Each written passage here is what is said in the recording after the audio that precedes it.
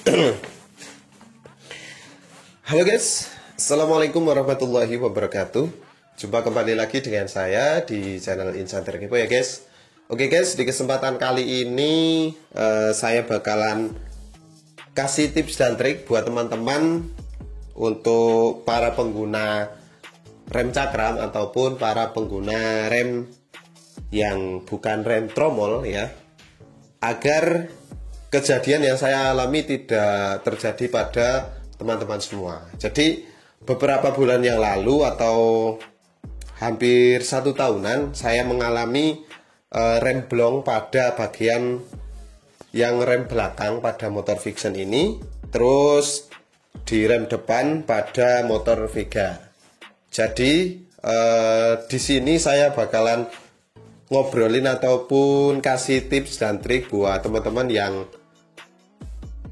biar tujuannya itu biar teman-teman tidak kejadian seperti saya atau mengalami kejadian yang tidak bagus atau bisa berakibat fatal pada saat kita melakukan kendara atau berkendara seperti itu.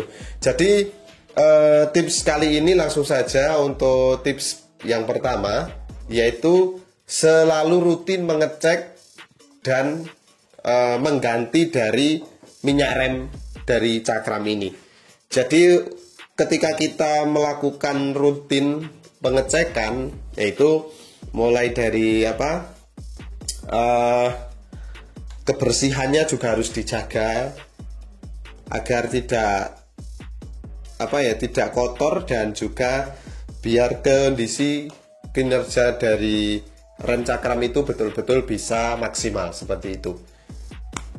Kemudian untuk penggantian dari minyak rem itu, pengalaman saya dan saya membaca berbagai sumber, nah itu minimal itu diganti dalam 1 tahun itu 1 kali ya, minimal.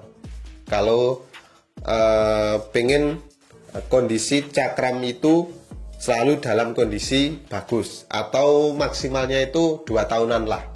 Jadi untuk menunjang agar kinerja dari cakram ini betul-betul bisa selalu prima dan maksimal, nah itu salah satunya dengan cara mengecek secara rutin dan mengganti oli ataupun cairan pada cakram ini.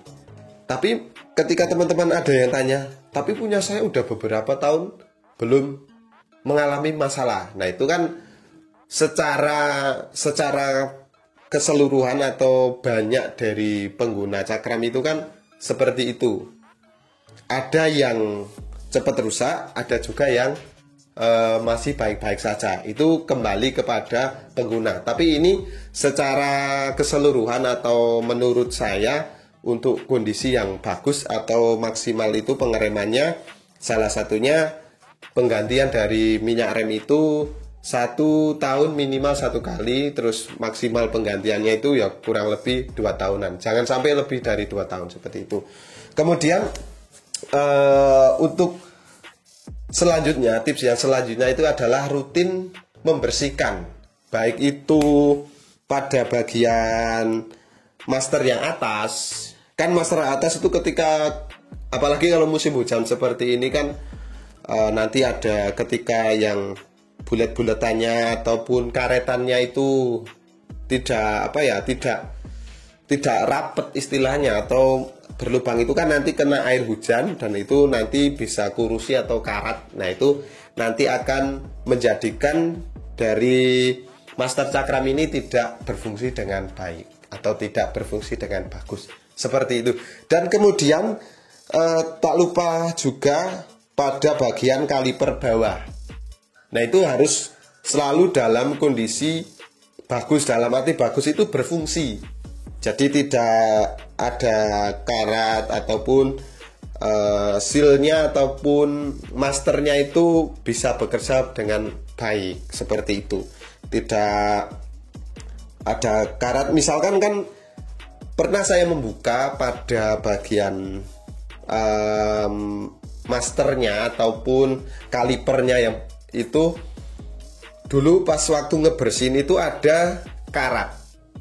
Jadi kenapa ada karat? Mungkin karena waktu di jalan atau kena hujan itu kemudian lama tidak dicuci atau tidak dibersihkan, itu kan nanti akan terjadi yang namanya korosi atau karat. Nah, ketika kita mengganti kampas rem yang baru dengan kualitas yang sama atau ori, nah itu biasanya ketika kita tekan, kan ketika kita ganti kampas cakram itu seperti yang sudah ada di video-video di channel Insight Terkepo itu kan, kita istilahnya menekan biar sampai ke titik 0, kemudian kita lepaskan kampas yang baru, kemudian kita lepas kampas yang lama ya, lepas kampas yang lama kemudian ganti yang baru.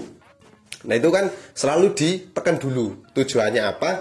Biar tidak tidak gesut atau tidak istilahnya bisa bagus dan kondisi bisa terpasang dengan baik dan bagus dan benar, tentunya seperti itu ya. Jadi seperti itu kendalanya, karena ada karat jadi tidak bisa masuk dengan bagus. Nah, alhasil mau tidak mau karena ada karat dan tidak bisa ke titik 0, nah itu kan otomatis harus ada pembersihan dan itu akan memotong atau menambah lama penggantian.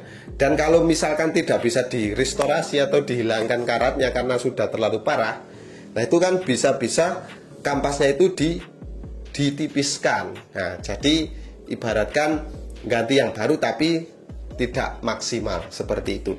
Kemudian untuk yang berikutnya, tips yang berikutnya, ini cerita pribadi. Ini cerita saya selama menggunakan rem cakram untuk spare part yang tidak ori. Jadi di sini saya tidak bermaksud untuk mendiskreditkan atau istilahnya menjatuhkan dari produk KW, ataupun tidak juga untuk mengajak teman-teman pakai barang ataupun spare part yang ori. Jadi di sini cerita saya itu pakai kampas rem itu yang KW. Nah itu keluhannya agak lumayan banyak. Jadi mulai dari kondisi daerah kaliper dan piringan cakram itu mudah kotor karena proses gesekan antara kampas rem ditekan pada kaliper itu, kotoran atau dari sisa penggesekan itu lebih banyak dan sangat kotor di bagian velg. Apalagi kalau yang velg motornya itu sudah velg yang tidak jari-jari ya, sudah velg racing. Nah itu akan sangat mengganggu sekali ketika warnanya itu warna cerah seperti sparkling gold, terus warna putih atau yang lainnya. Warna hitam saja sangat kelihatan sekali ketika menggunakan kampas yang tidak ori seperti itu. Dan juga untuk di pengereman pun itu menurut saya kurang set atau kurang pakem. Jadi pakemnya itu kurang begitu sepakem pada kualitas ori. Ya memang dari segi harga memang bisa dapat 2 atau 3 dari yang KW. Tapi di sini ini hanya cerita saya. Teman-teman mau ngikutin cara saya ataupun cara teman-teman terserah, itu terserah dari teman-teman semua. Saya hanya untuk bercerita seperti itu pengalaman saya. Kalau menggunakan ori ya kotorannya pun hasil penggesekan dari kampas dan piringan cakram itu lebih sedikit ya, dan untuk pengeremannya pun juga lebih pakem seperti itu. Ya mungkin itu saja sekian dari saya mengenai tips dan trik untuk merawat motor pada lebih cepat, lebih tepatnya itu merawat rem cakram agar selalu dalam kondisi bagus dan tetap pakem.